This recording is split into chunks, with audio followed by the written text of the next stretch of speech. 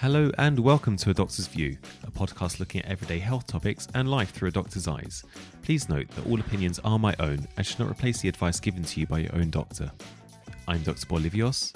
Let's begin.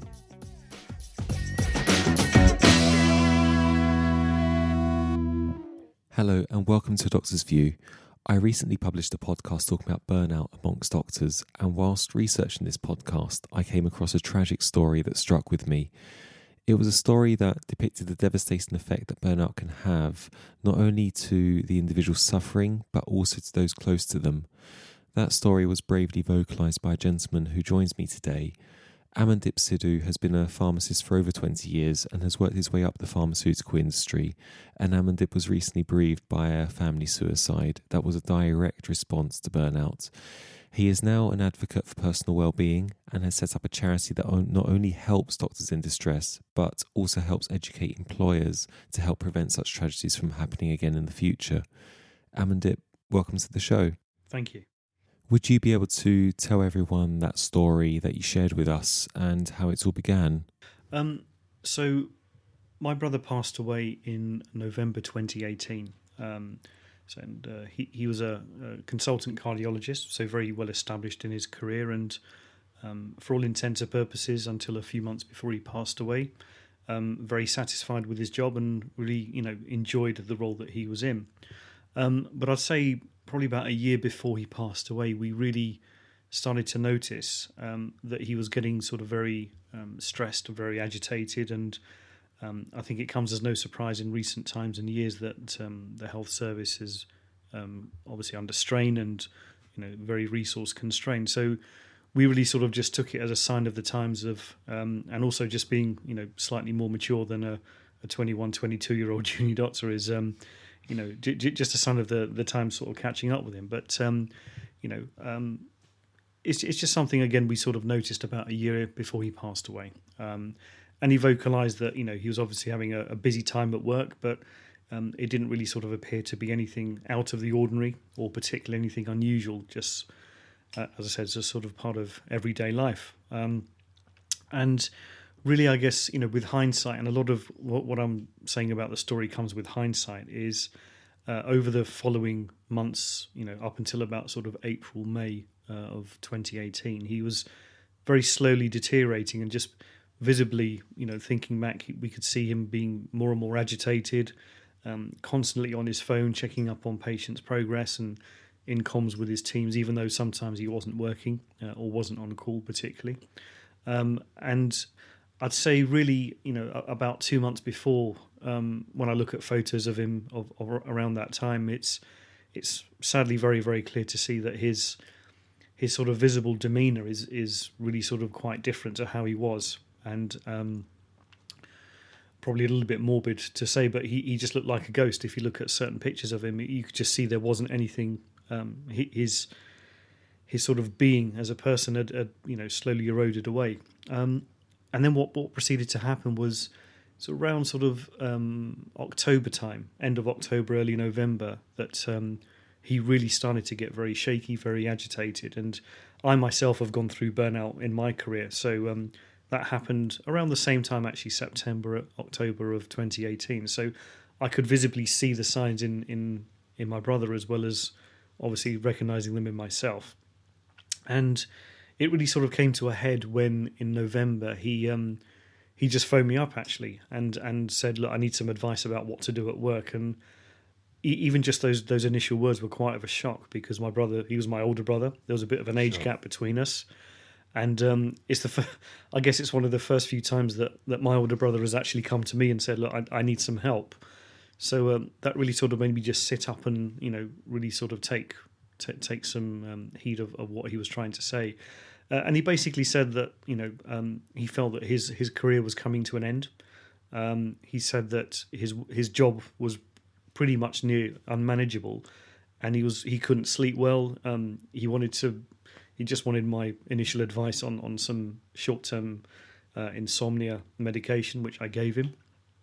And, it was really sort of, I was quite surprised at the time just sort of to see him vulnerable, I guess, because up until that point, both personally and professionally, he was a very outwardly invulnerable person.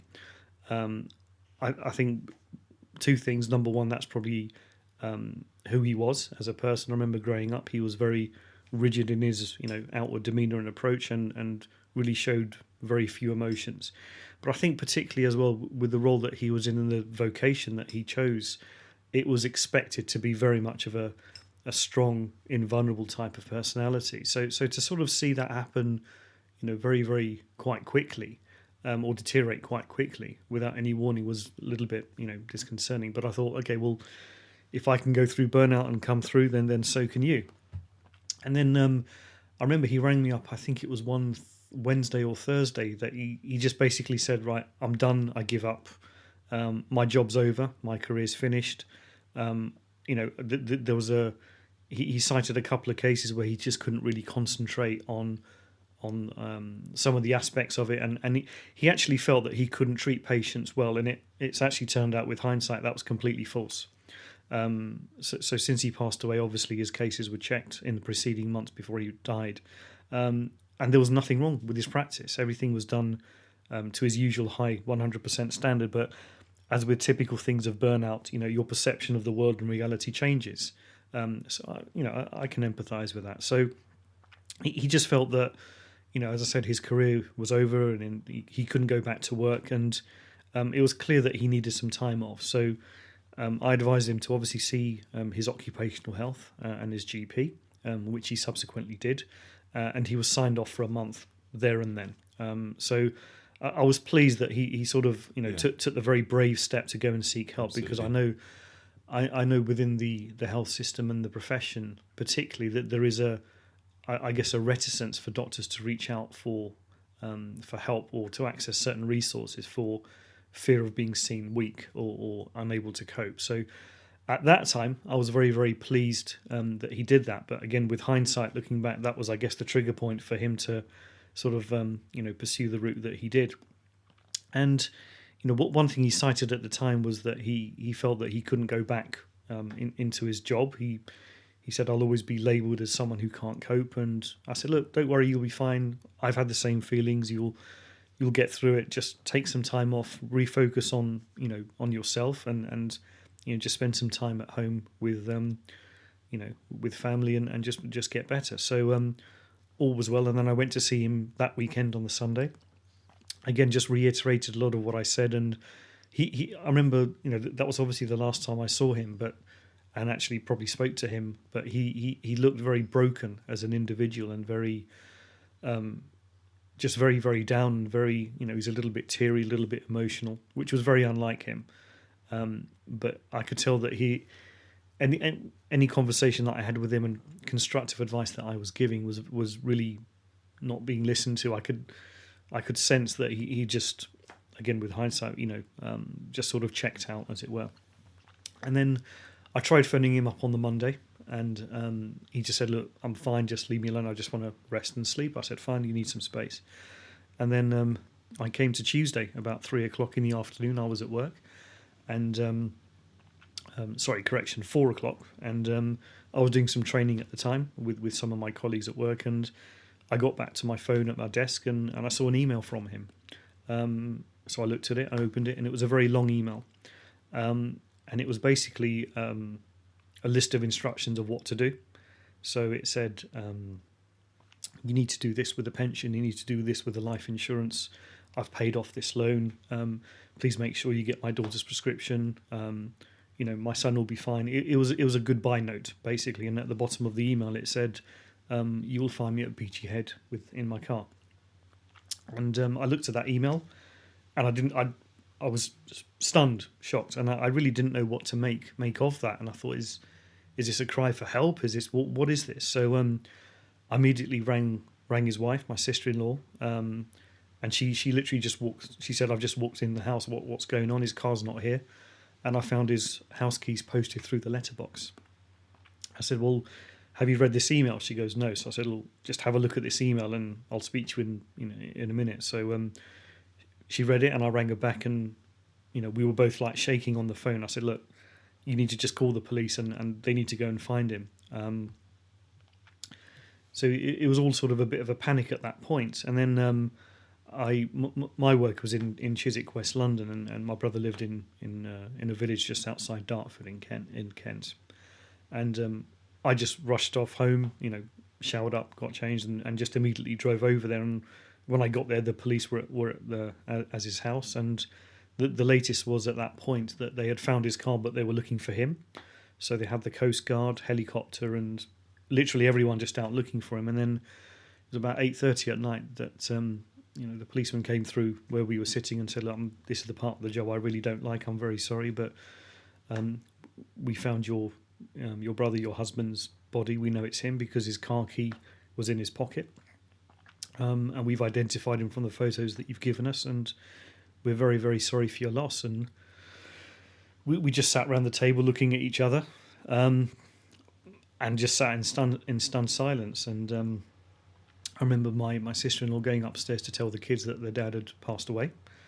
I don't know what she said, but I can only imagine how that sort of went down. And I just remember driving back home that night, coming back here to my house, and just in shock, like I guess I'm sort of in now still, and forever will be. But that was basically, I guess, the sequence of events and stories that led up to my brother's passing.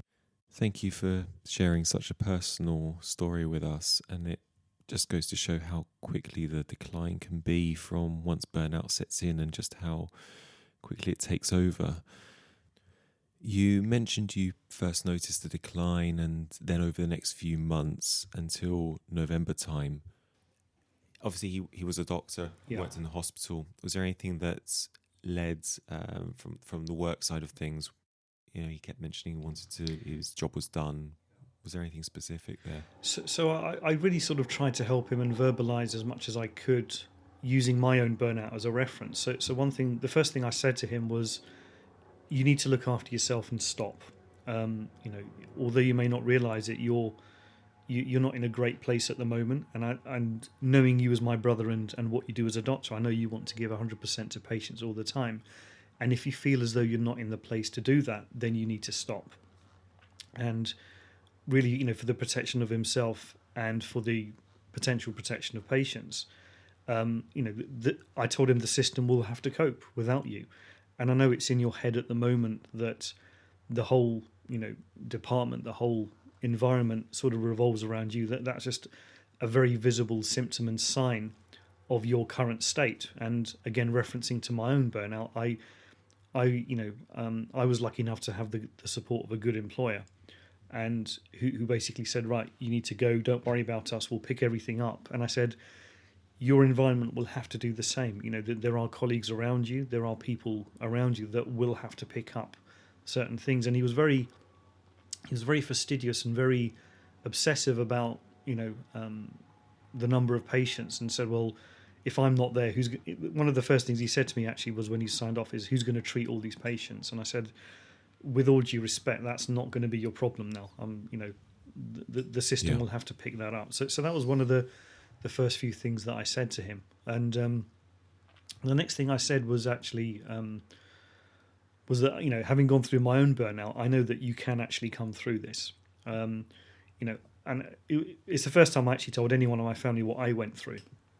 And actually, he was very, very typical of my brother. He was very angry that I never told him that I was unwell. He said, well, why didn't you ever tell me? And I said, well, I'm dealing with it. I've dealt with it. It's not really an issue. So let's, it's fine. And I said, although your confidence and I guess your esteem is quite low at the moment, don't worry. It's all in your head.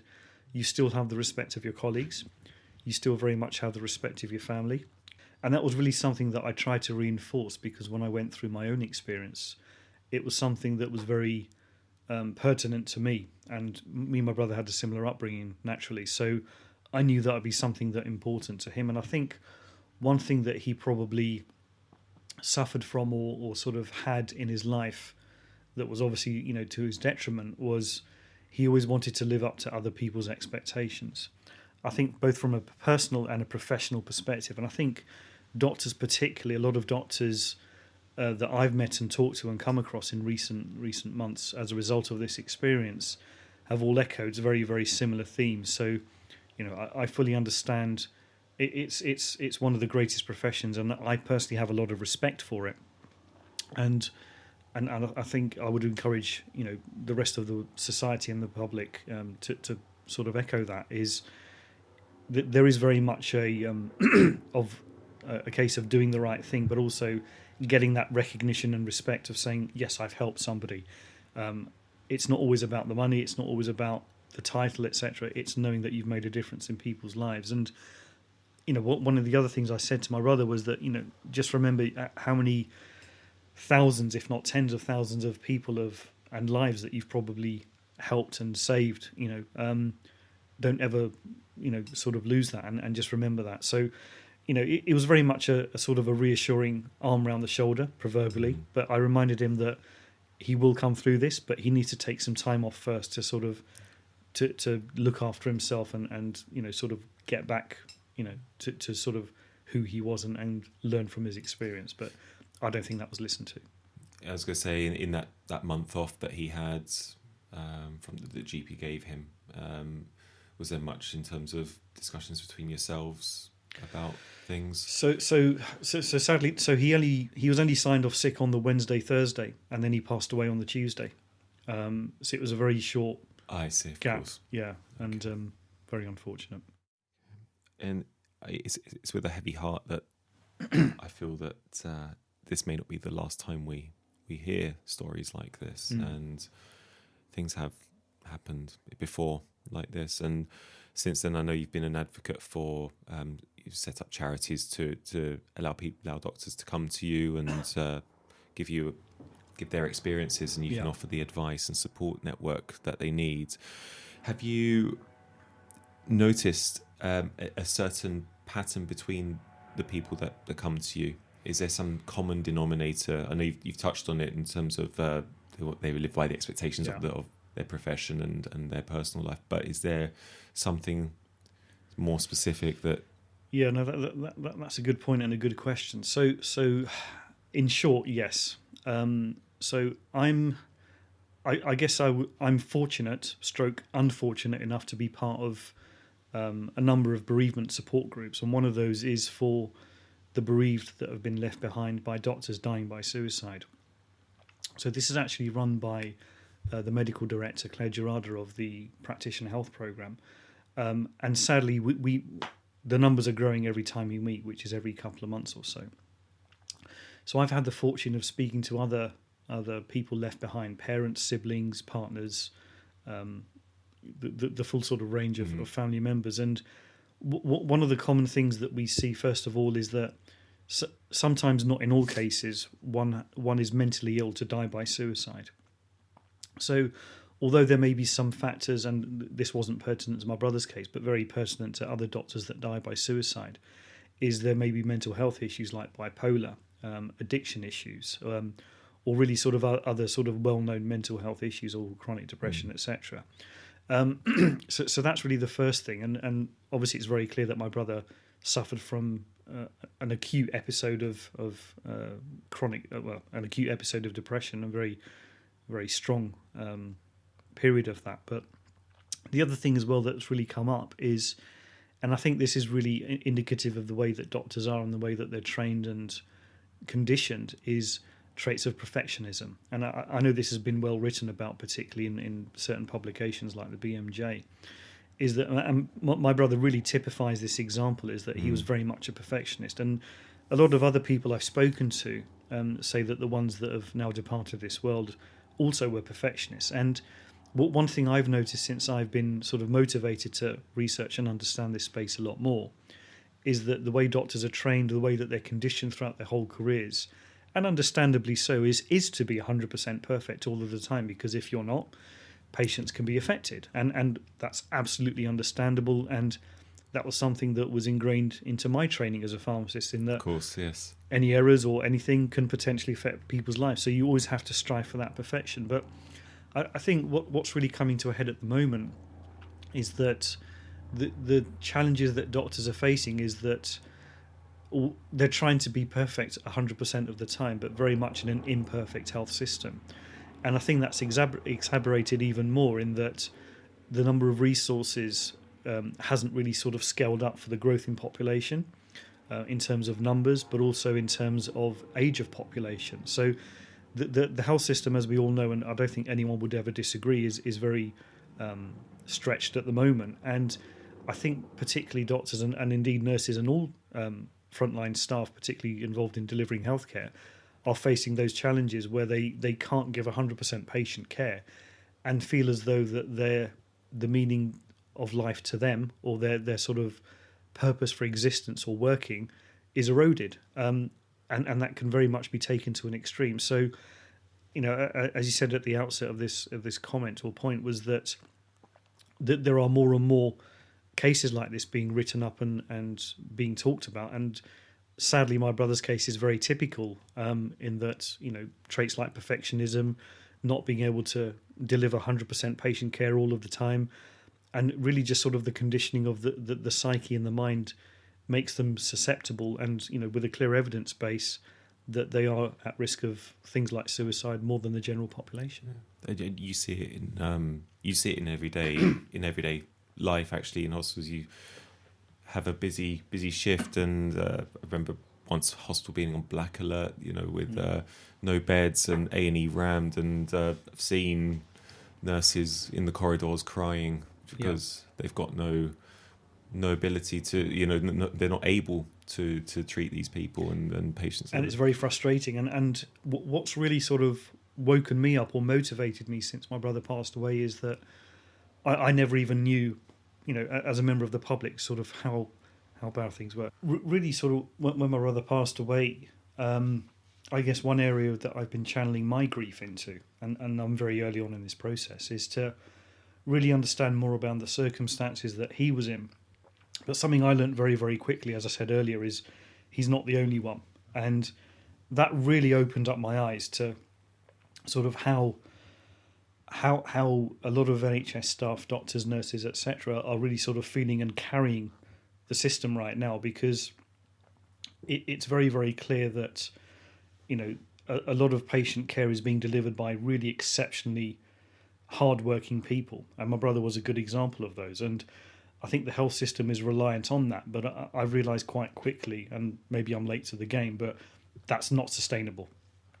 And very, very clearly. And, one thing that's really important to me is that although, as I see it, I think the NHS probably didn't do the best that it could for my brother as an employer, I still love the NHS. I think it's a wonderful system. Yeah. I think it's something really that everyone here in the UK should really be proud of. And I really want to see that continue and be the best that it can be. So what's really motivated me to sort of, trying to do what I'm doing, which may or may not be a futile exercise, but it's certainly aspirational, but I'm going to have a go, is to really help sort of speak up for doctors, because my brother felt that he couldn't speak up along with other doctors because of stigma and fear of retribution and really just fear of being, sort of seen as fallible.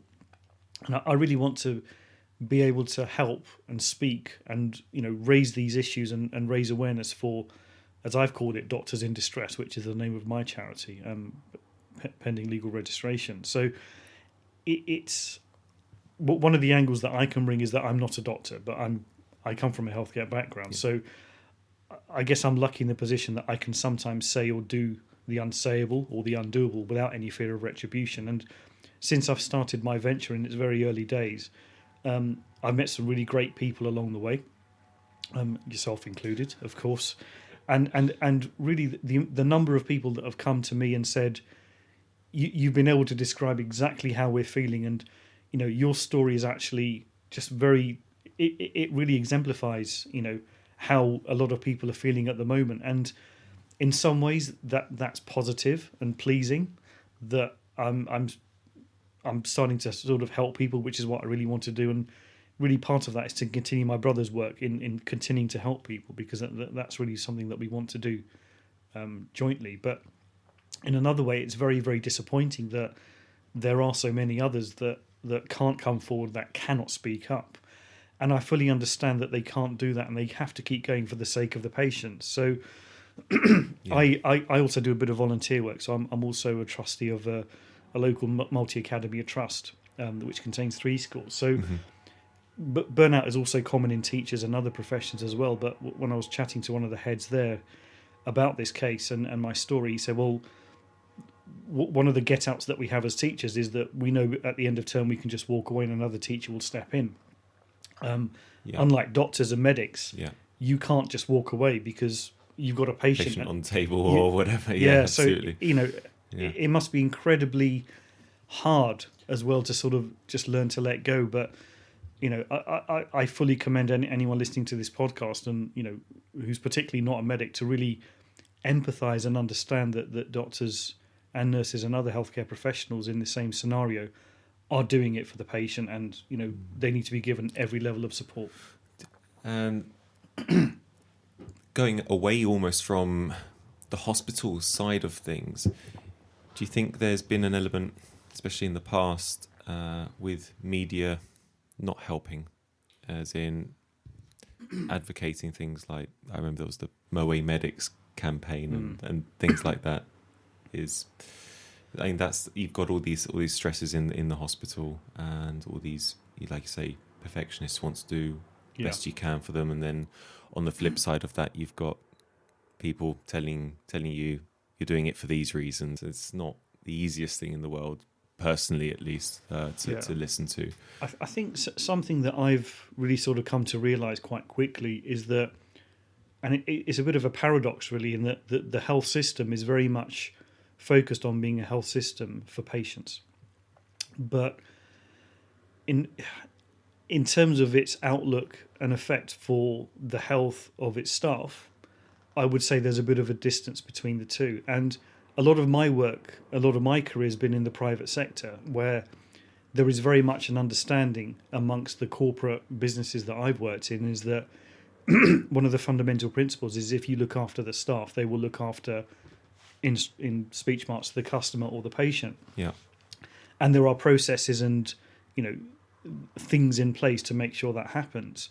And one of the cases that I think that happened with my brother and like others that perhaps isn't probably as well publicized or known about is that there aren't really mechanisms in place from a management perspective, I think, in the health system to make sure that its staff are looked after and working as well as they can be. I think, going back to your original question about the media perception of this, I think that there's been a little bit of chatter on this, but again, I think the media has probably not done enough and can do probably a lot more to raise awareness of these issues, of the effect of working such extreme conditions on the actual staff within the system and the effects that have. And my hope is that my story can help be a driver for that, and to use that as sadly as an evidence base of why it's important for, I'll say, employers and the health system to really make sure that's done as best as it can be for the sake of its staff, but primarily for the sake of patients as well. Thank you. And these may seem like obvious observations for anyone listening, and for people who know people who have suffered from burnout, suffered from stress. But what should people be looking out for, both in themselves, but also relatives, colleagues, etc.? No, that's a good question. I think that's one of the areas that can probably start to change quite quickly, in that I think colleagues and family... Well, let's start with colleagues first of all, because burnout is a workplace phenomenon. Yeah, it's defined by the World Health Organization, so it's recognised as a thing, and it's very, very clearly defined as a workplace phenomenon. So it's nothing to do with the family, although there is a role, I think, for people outside of the work environment to help spot the signs. But if we start with colleagues, for example, I think one thing I'm very passionate about seeing is very much a culture of, I guess, a team effort. And to your point, these things may sound obvious, but if we think about, in a secondary care environment, even a primary care environment, the number of healthcare professionals focused on a patient outcome is quite numerous, but there doesn't seem to be a cohesion of those people working together, even the ones in the same discipline or in the same team. It's very much that silo mentality. And I think one thing is to really sort of try to build a one team approach. So that will be very much the first thing. I think that comes down to good leadership, strong leadership, and good management. I think secondly, on a day-to-day basis, I think even the simple things from colleagues like, okay, how are you today? And I think that runs upwards, inwards, outwards, downwards, all 360 degrees within any team environment or any work environment. So I think even if at very early stages, if you see someone's behaviour changing, particularly where they become disengaged or they change their attitude, and I've read a report into my brother's passing, and there were certain folk that noticed my brother really changed in his behaviour and tried to do something about it, but sadly there weren't the right processes or escalation points to really intervene quickly enough. So I think just making sure that we have a compassionate culture in the team environment that helps look after one another, and just recognising the signs very, very early on when you can see people doing things like working excessive hours, getting very sort of picky and very jittery about certain things. And one thing my brother was quite was showing signs of, particularly in burnout as I did, was repeating the same instructions again and again or requests just to make sure that they get through. So there are certain behaviours and trends that can be seen in signs of burnout, and particularly anxiety linked to that can be indicators of someone is suffering, because again, this is obvious, but the mind is something that's hidden from everyone, and it can be a very easy thing to cover up, unlike a broken leg or a broken arm, etc. When you look at somebody, it's very difficult to gauge that sort of state, as it were. So anything to sort of probe or just check on people, I think, can sometimes make a big difference. Yeah, this is slightly anecdotally, but it was a metaphor for that. I remember being at school, and our school chaplain, he brought out a big box, brown box, and it was filled with glasses. He threw it all around the hall, and at the end he said, "The box looks fine." And he opened it inside, and everything was broken. And he said, we are the same, Indeed. Just because someone externally looks prim, proper, showered, etc., and presentable. Absolutely. And I think to add to that as well is that things like this can happen to anyone. Yeah. And that's the really important thing to know. So anyone from somebody who's just joined an organisation or very young in their career to someone who's very established, it can affect anyone. Yeah, absolutely. You mentioned what to look out for from colleagues and family as well. Is there things we can do to our family members? Yeah, so I think with family members it's quite difficult, because you see someone on a day-to-day basis, and it's very difficult to sort of look at them, I think, with what's needed as a slightly different perspective, as being very objective. But nevertheless, I think it's just keeping an eye out for family members to see if there's any particular changes in habits, and I think reminding them, particularly when they're working excessively hard, is probably not to do things and say, spend more time with us, etc. Is to probably probe and understand why people feel as though they have to go and work excessively. So I'm sure it's very much a cliche that, and I can take my own example, that, when I burnt out because I was working from 6:30 to 11, 5-6 days a week for months. Sure. Yeah. And that's just not sustainable. No.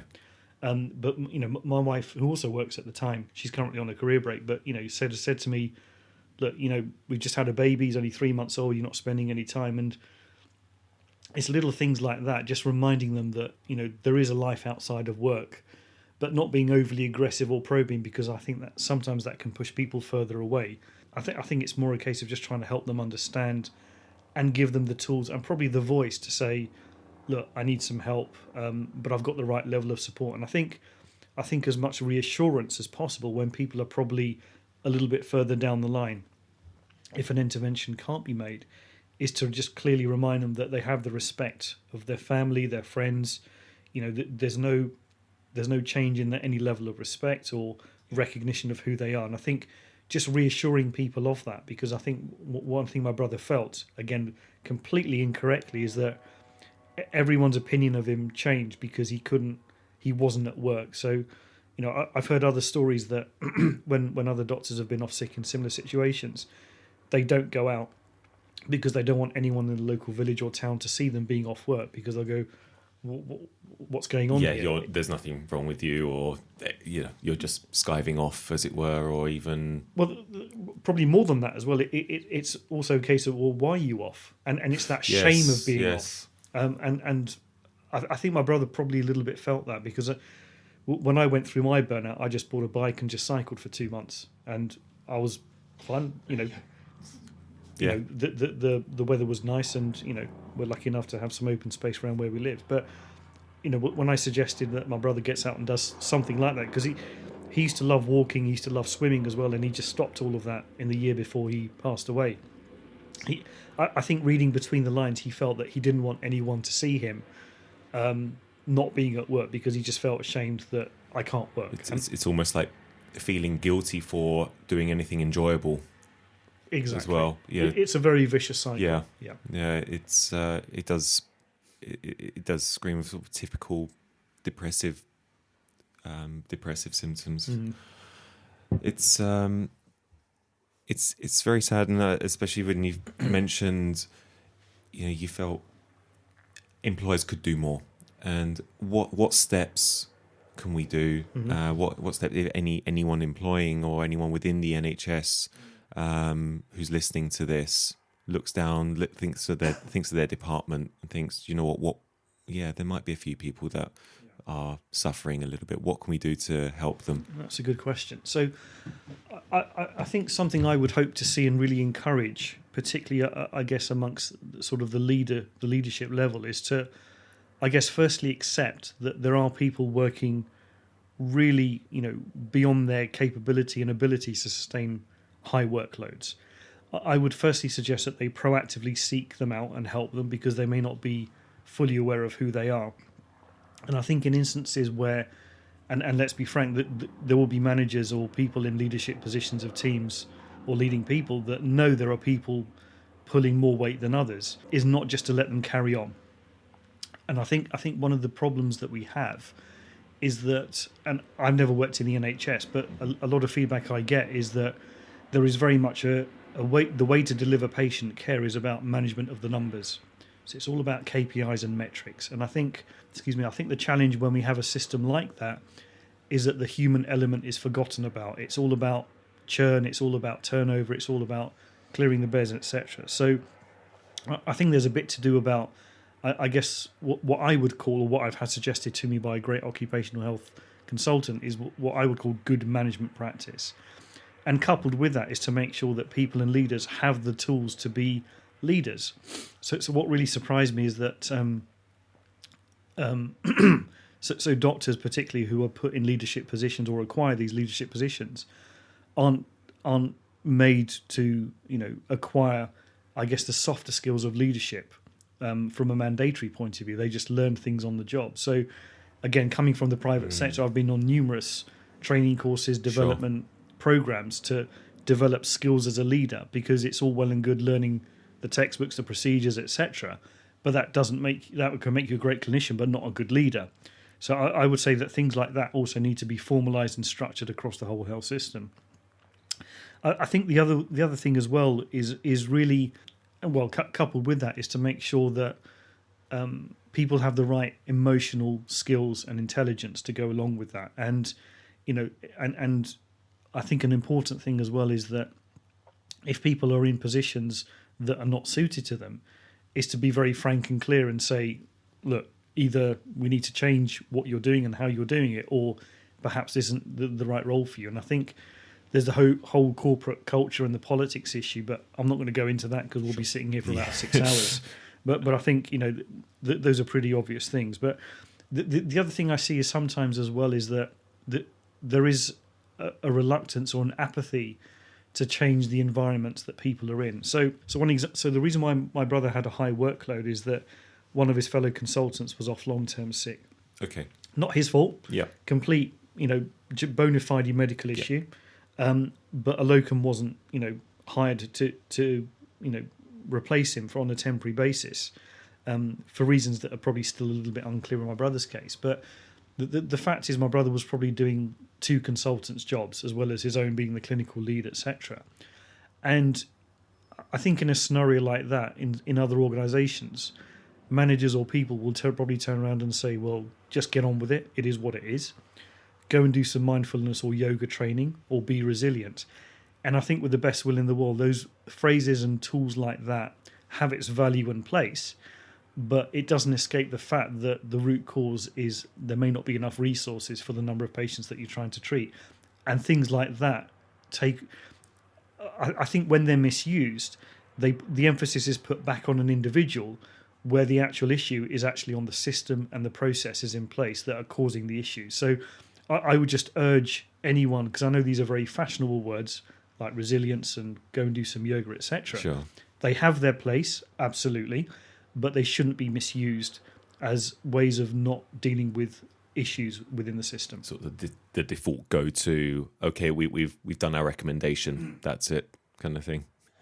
Absolutely, and I think that really stems from the front line upwards and inwards, but also I would urge really sort of that message to be very, very paramount and cascaded well all the way down from the echelons of the NHS leadership, even at government level, because things are going to come to a head very, very soon. And one of the markers of, I guess, how the system is going at the moment, as I see it, without over dramatising it, is that people's lives are now a marker, like my brother's, of where the system is heading, and I don't think that's right or fair.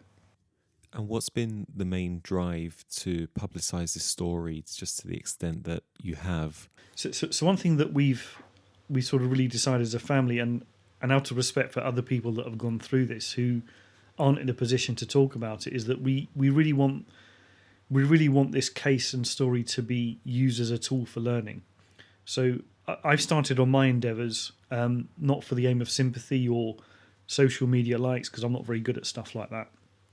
It's around I guess sort of two things. Is one, for everyone to learn from this case particularly, but B is to make sure that in whatever way I can, in whatever small way I can, is that I want to make sure our health system continues for the good of society and for the public, and that cannot happen unless its staff are better looked after on a more consistent basis.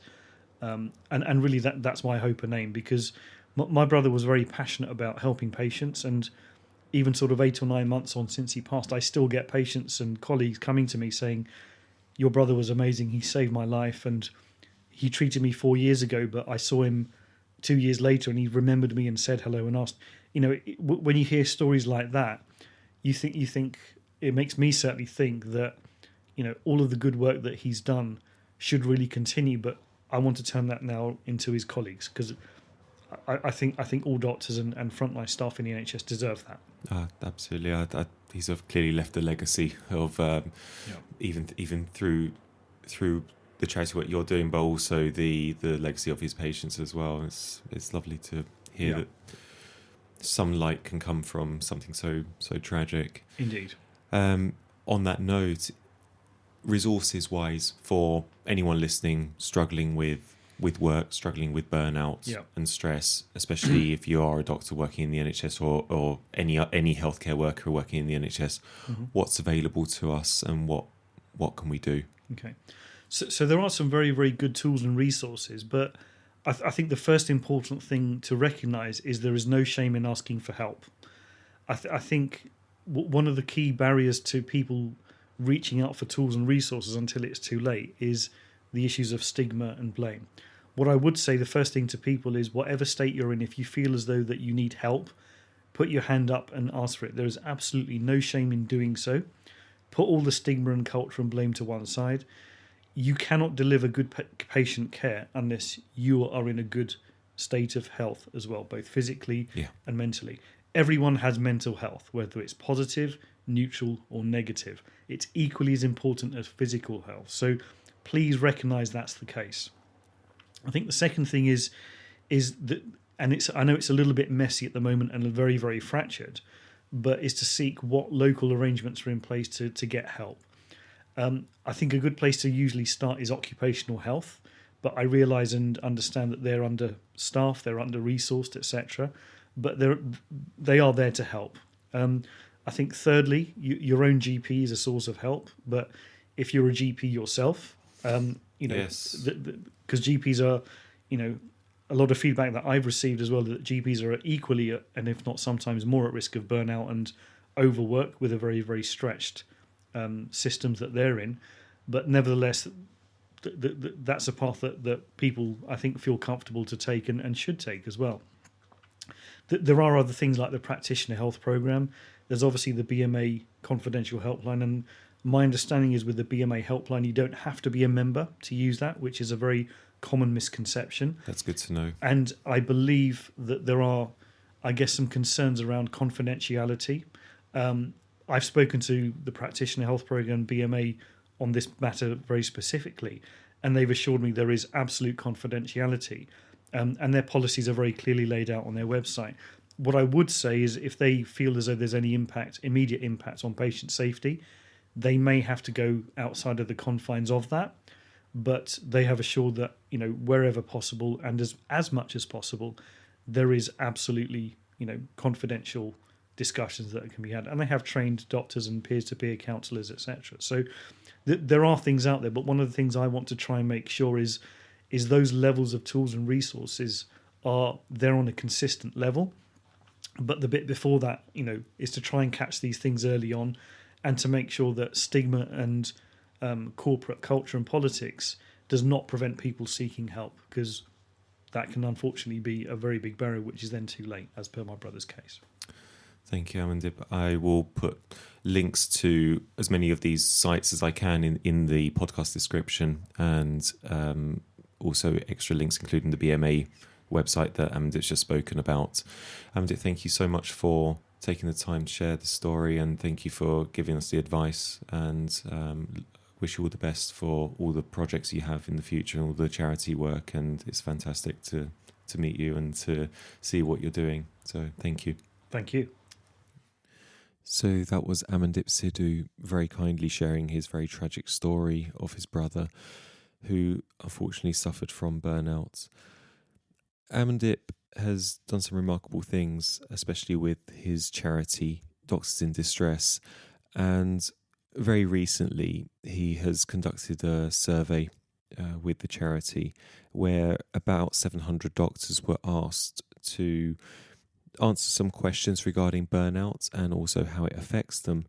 And Amandip's very kindly given me permission to release some of this pre-launch data. And in this survey of, like I say, around 700 doctors of varying specialties, they were asked questions about stress and well-being at work. And 41% of those who were questioned were GPs, especially that we know has had increasing pressure over the years. And when asked if at any point in your career you felt stressed to the point where your mental well-being was affected, a staggering 96% responded with a yes, with over 40% saying that this happens on a regular basis. That makes for quite astonishing reading. It also discovers that whilst a large majority of those who were affected did seek help from family and friends, about 31% sought help from their GPs, and only 7% were seeking help from unions like the BMA. And whilst it's a good majority of people who are talking to someone about it, 28% dealt with their problems of burnout by themselves. And that's quite a high number still. But I think one of the most poignant things, at least for me, was sadly less than half said that they felt they were able to raise concerns with their organisations. And this must change. And this is where Amandip's charity and organisations like the one he's set up are trying to help improve these conditions for doctors, for healthcare workers. One thing that has been made very clear just from talking to Amandip for albeit a very brief time is, one, how passionate he is about this, but also just how much he wants to use the tragic event that happened to his brother as a means of raising awareness and a tool for helping others to learn from it.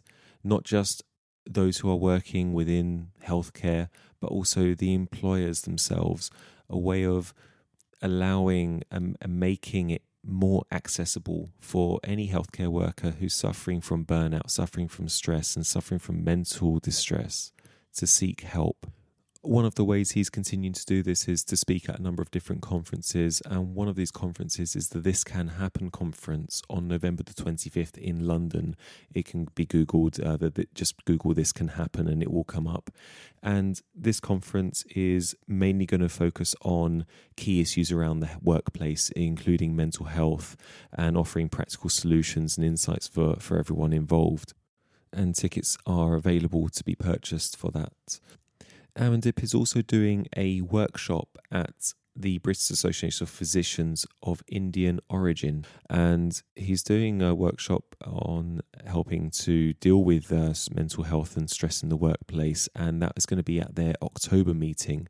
So if this is something that you feel relates to you or would like to get some more advice regarding that, please do check that one out as well. It's definitely worth mentioning that Amandip is also working on a website, his Doctors in Distress organisation, and the key dates of all these conferences and events that he'll be taking part in, and also various links and advice pages will be made available on that website soon. I hope this has been an insightful podcast, and it's definitely been an insight for me. I implore anyone who's listening, doctor or not, healthcare worker or not, who is struggling with stress in the workplace, struggling with burnout, please do seek help. There are a number of different resources out there. As I said before, I will do my best to post as many links I can in the podcast description. And as always, please look after yourselves, and I will join you again next time. I'm Dr. Olivios. Goodbye.